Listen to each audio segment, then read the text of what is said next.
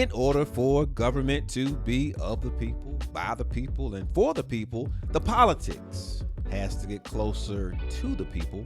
I'm John McCann, and this is the Closer to the People podcast, a production of North Carolina Black Alliance. And let me start with a shout out to Anthony Babers, the brother organizing out of Detroit.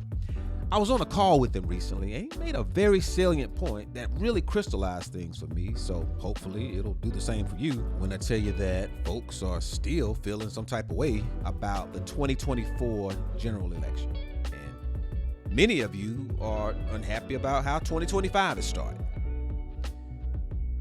But all of our eyes are open right now, right? You know, people are really paying attention. So let's meet the moment and do something with that, okay? Because the moment for me is college tuition. Not mine, my baby girl. She's a college freshman. And if you would allow me to reintroduce myself as a proud daddy, because she's up there doing her thing. A 4.0 her first semester in school. She's a freshman cheering on the varsity cheerleading team. In this short time that she's been in college, she started a club on campus for her fellow students. She's got a little job on campus. And plus, she trains as a power lifter on her own aside from all this other stuff she's doing. And so, look, the girl is bad. You hear me? Which begs the question, why in the world am I still writing tuition checks? I mean, she's doing all of that, getting it done inside the classroom, outside the classroom. So I had to say to her, I said, baby, I need you to apply for some scholarships. I mean, her mother and I are splitting the payments, and we'll keep doing it. But if the money is sitting right there and my baby is checking all these boxes to get the money, it's like, what we doing? And then I got a text message. It's from my daughter. She was messaging me and her mama. The message said, all the scholarships I applied for are about to not be valid anymore.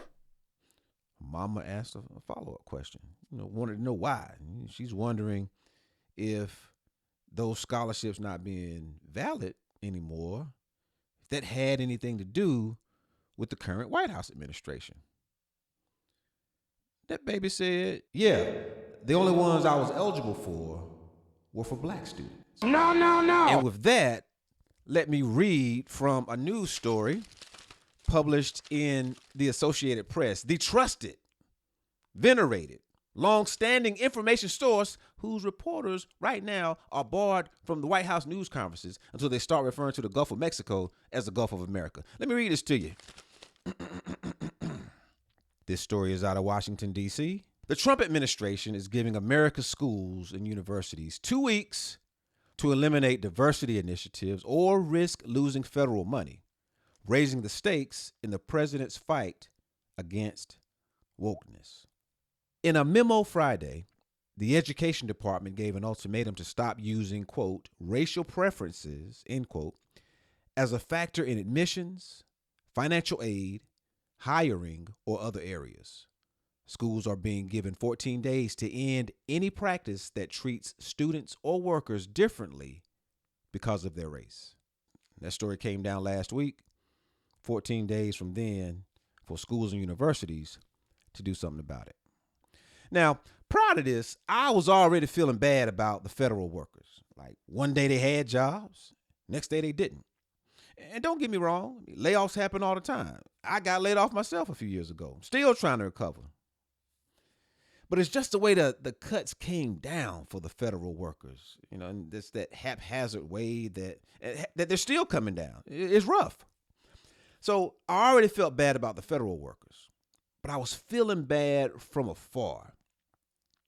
It got real personal when my daughter said what she said about her scholarship opportunities. Now, to be clear, I can't say for sure that's what the deal is with her situation, whether the scholarships that no longer are around or available, they just evaporated.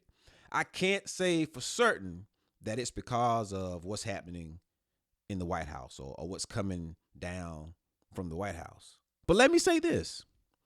My daughter doesn't attend a historically black college or university, which begs the question. Do white students who attend historically black colleges and universities or HBCUs, do they find themselves in a similar situation of watching their scholarship opportunities evaporate, right? Because they are on HBCU campuses, they are the individuals who represent diversity, equity, and inclusion, right? But again, I can't say for certain whether my daughter's scholarship opportunities are evaporating for that reason. But I can read, and my math is decent enough to put two and two together. And what it adds up to is capable, deserving students and their loved ones are missing out on opportunities and resources. North Carolina Black Alliance sees those capable, deserving students. The North Carolina Black Alliance, historically since its inception, has always made it a priority to be a community resource. Initially offered as a resource for Black electeds in the state of North Carolina, and then quickly expanded its footprint to also support HBCUs, community partners. That's Deon Lester, Chief Operating Officer and Chief Financial Officer for North Carolina Black Alliance. Man, that lady can make a dollar do what it needs to do. Let me tell you, she doesn't waste any money. She once kicked an expense report back to me because while the dollar amount was correct, the cents weren't adding up. Deon, she counts every penny. But she's not a penny pincher, not in the miserly way. If a cause is worthy and aligns with North Carolina Black Alliance's values and mission, she does what she can to help out. Resource takes on several layers. We provide financial support. We provide voter education. We provide program support, all of which intersect based on our commitment statements that were established by our founders. We've always made HBCUs a priority because the model of for us, by us reign significant within our organization. And so through our mini grant program, through our sponsorship program, through our And Beyond series, for many, many years, we have provided some level of community resource even before this current threat was presented. It's always been who we've been. It's always a constant challenge for HBCUs to ensure viability, and not just from their funding partners, but also from their alumni. And so any part that we can play in the continued success of HBCUs, especially from a financial perspective, we are willing and happily excited and very excited to be able to gauge in that way. I'm actually pretty excited because what I see our HBCUs doing now through diversified leadership, like I look at what's happening over at North Carolina Central, them partnering with Google to get an AI lab, actually working with private corporations who now understand the value of the investment in these HBCUs, because sometimes it's a business case, right? You've got to be able to demonstrate what's a funder's ROI. Now they are starting to see that. And so they're more willing to partner and establish these fellowships and endowments and fund these initiatives that are really going to help sustain each HBCUs. Because Google has also historically has been a sponsor of the NC Black Summit. So once we establish a relationship, we're able to transfer that and at least do an introduction to other HBCUs so that they can have opportunities as well. It's rough out here. The U.S. Department of Education has canceled more than $600 million in teacher training grants across the country. Among the entities it impacts is Winston-Salem Teach, a partnership between Wake Forest University, Winston-Salem State University, and Salem College.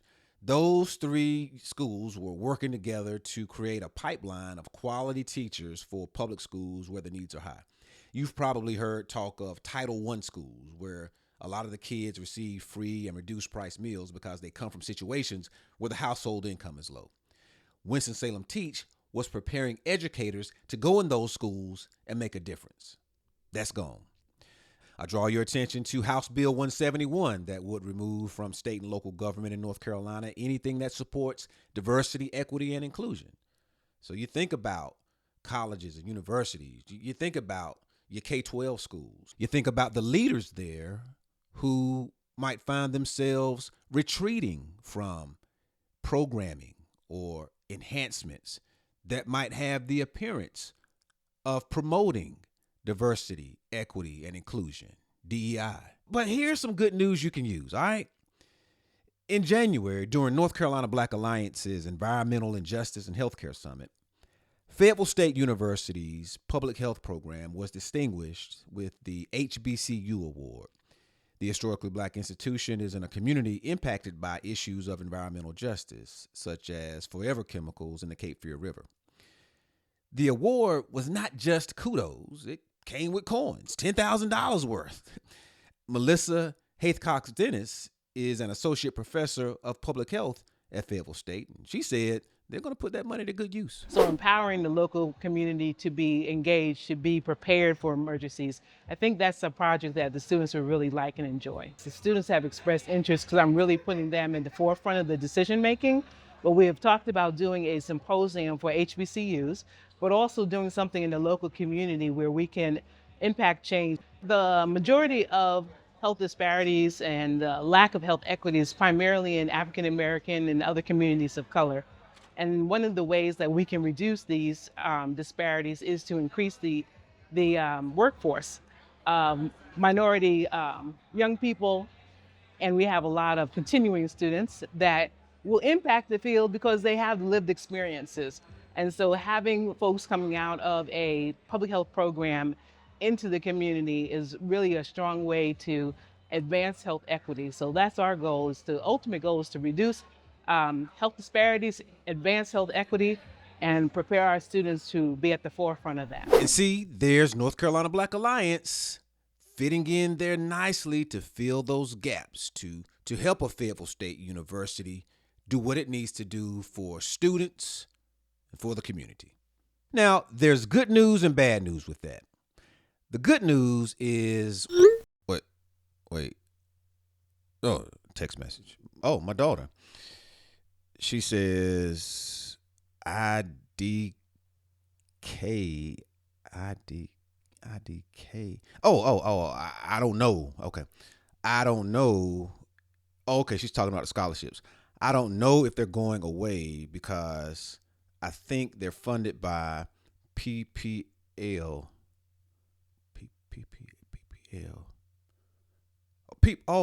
People. Okay. I don't know. These kids, these text messages. I don't know if they're going away because I think they're funded by people and not the school. Oh, okay. So, good news. So we still got a chance here to get some money. Good.